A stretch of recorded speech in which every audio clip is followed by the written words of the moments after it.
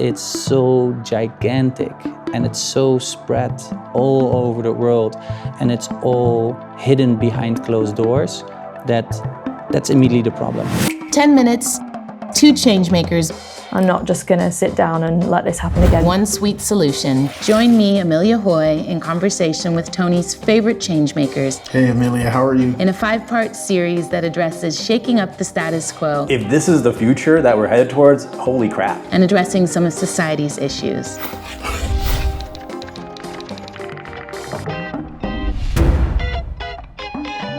Our next guest is changing the world's 2nd largest industry, fashion. By creating transparency in textile production, Borre Akkersdijk is providing brands with advice on how to avoid overproduction and create durable and unique textiles in return. He's not only changing an industry that has been overpolluting our planet, but also one that is increasing the divide between rich and poor. And I can't wait to see what he has to say about it. Hello, Borre. Hey, hello. How are you? I'm good, thank you. Where are you right now? I'm at the studio, almost inside the knit lab, where normally it would have been a movement of people and materials. But at the moment, we're a bit quiet. Yes, due to COVID-19, but you do have a trusty, very large piece of machine behind you. Please tell us what that is. Yeah, the one machine that's behind me, one of several here in the studio, is our knit machine. It's a circular knit machine. And we use that to do all the samples and all the innovation. It's actually, it's called after, the name of the machine is after our first employee, Sjoerd, that he's still always here.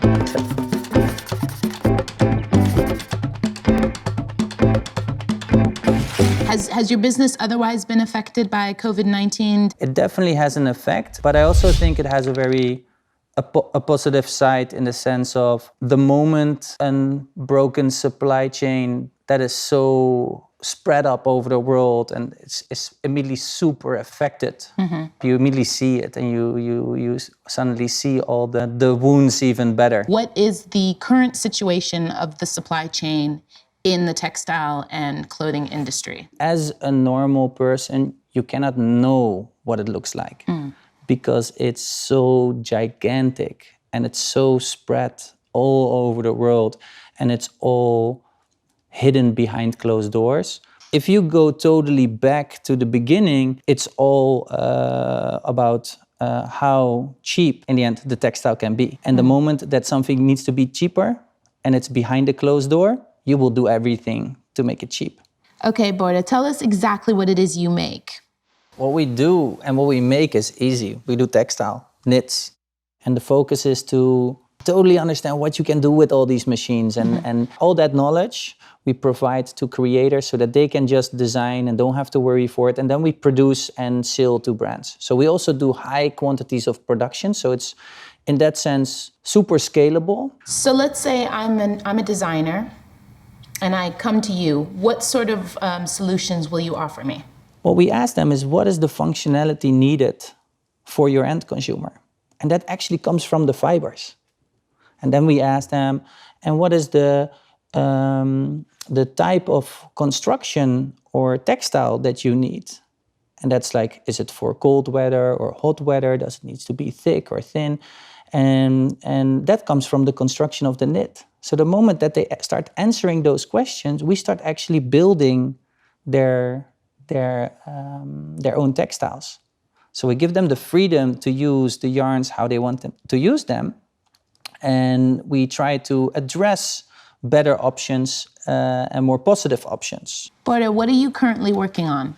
So what we now created is a software, actually between the creator and the supply chain. It's almost what you see is what you get, like design tool. Within that tool, you can choose your knit type, you can choose your colors, and you can choose your functionality, just how you would create the best product for your end consumers without understanding how the rest works. It's not that our studio can do it all. It's all about creating a portal where it comes together. So in the end, where I believe that we need to go is to equip the creator to tell an honest story to make a better product. Because if the product is better and nicer, the end consumer can tell a better and nicer product, and it's a cooler product. Why am I always bringing a Tony's bar? Because I can talk about it. Yes, of course, it's nice and chocolate, but I can buy Mars bars or anything else, but this has a story. It's honest. Do you think that telling a story will also provide consumers a way to give value to single items and therefore also slow down consumption? The biggest problem is that end consumers that have critical mass are not educated. But who's educating them? Those are the brands. And for the brands, there is no incentive to do it different. There's a big incentive to make it as cheap as possible and sell it as high as possible. Right. And I believe the moment that we give full transparency, it's very easy for end consumers also and other brands to point at each other and say like, but this is not fair. Like, people don't get what they get. If we open up all those doors, people will start to ask questions. Then rules and regulations can come in place. But that then becomes a huge issue in demanding transparency within an industry that isn't interested in transparency. With the cocoa industry, it's also a very difficult and complicated process to create that transparency in each of those steps, because there's also several steps when you want to make chocolate. So what are some of the complications and challenges that you are facing when you want to then look at each silo individually and make that transparency? I think the only reason that people make a change if it's beneficial for them. It has to be a lot of people that say it before governments to be able to put rules and regulations. But the thing is, the critical mass only sees the clothing. Right. So there's actually a hard cut. So and if you're seeing like that step is who is actually talking to the critical mass.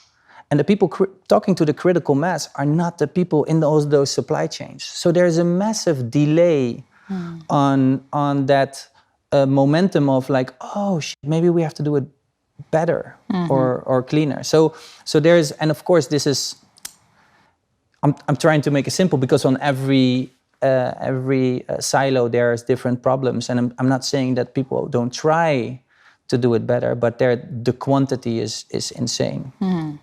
So it's searching for how can you actually make impact. And the point where we are at now, I've been developing textile for 12 years. In the beginning of the 12 years, I actually saw an old interview of myself when I just graduated, and they asked me the question, are you gonna change the world? And I was like, so like for clothing, yeah, it will make new kinds of clothing and it will make something different. But it's gonna change the world? No, I doubt it.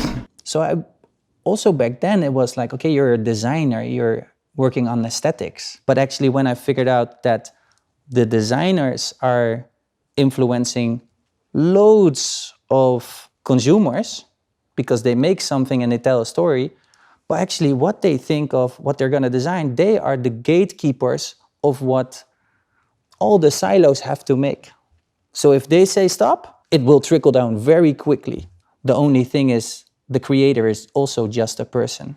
Right. They were like, I have literally 1 week to do a collection, so I'm not able to do this year-long exploration on what would be the best and the cleanest and all those steps. At that point, we realized like, okay, but we have to create that platform. The better you can understand what you can make and how you can push the boundaries with the things that are already there, the better you can control that supply chain. If you look at the future, I believe that to get consumers to a point that they will wear their garment more, right, and they will buy less, the quality needs to be higher, the value needs to be better, it needs to do more for the end consumer, so more functionality. So you're creating a product that can live longer and can also even potentially have a second and third life.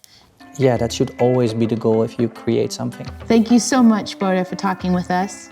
You're welcome. It was my pleasure. Thank you. Thank you for participating in our conversation with Borre, another example of how important it is with knowledge and education to shed light on any changes needed in any industry.